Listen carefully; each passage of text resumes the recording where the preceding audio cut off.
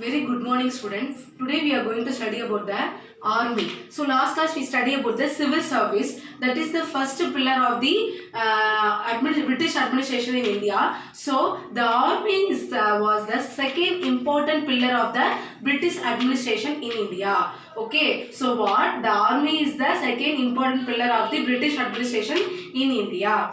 The East India Company started recruiting its own army from the soldiers and the Sepoys. Okay, so that's why which is come to be known as the Sepoy army. So the British administration recruiting its own army, they are creating the own army. That's why they are recruit the persons. So that persons are called Sepoys.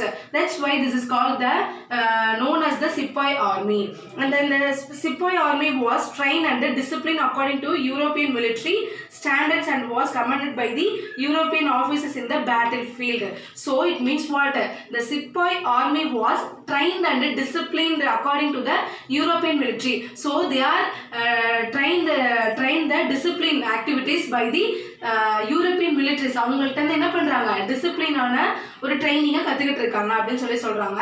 During the early stage of British rule, three separate armies had been organized in the three presidencies of Bengal, Bombay and Madras.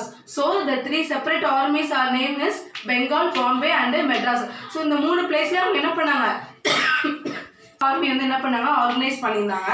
And the next one is Army had a great contribution in the establishment and the expansion of British rule in India. So the army is a great expansion and establishment of British in India.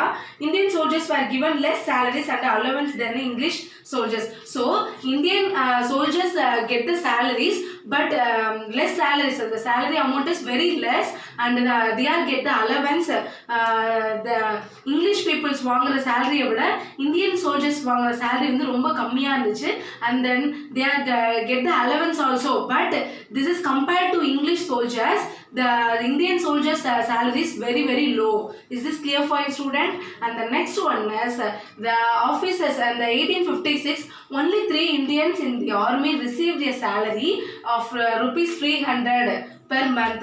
So the soldiers are get the salary per month rupees 300. Only this 300 rupees அந்த பீரியட்ல அது ரொம்ப costly தான். 300ன்றது ஒரு பெரிய amount இருந்தாலும் Indians when compared to European, Indian salary is very low. Okay student. And the next one is the highest rank an Indian could ever reach was that the Sebukar. So the Indian soldiers இருந்தாலும் அவங்க வந்து என்ன பண்ணாங்க? அவங்கள வந்து low கேட்டகரியில தான் வச்சிருக்காங்க. ஹை போஸ்டிங்ஸ்லாம் யார் கொடுத்திருக்காங்க அப்படின்னா பிரிட்டிஷ்க்கு தான் கொடுத்திருக்காங்க. Is this clear for you students? This is army. Next one is police.